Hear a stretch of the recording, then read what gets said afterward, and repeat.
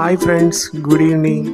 ఈరోజు సాయంత్రం ఖమ్మం నగరంలో ఆకాశంలో ఇంద్రధనుస్సు కనపడింది. ఒక పక్క వాన పడుతూ మరో పక్క ఎండ వస్తూ ఇంద్రధనుస్సు కనువిందు చేసింది.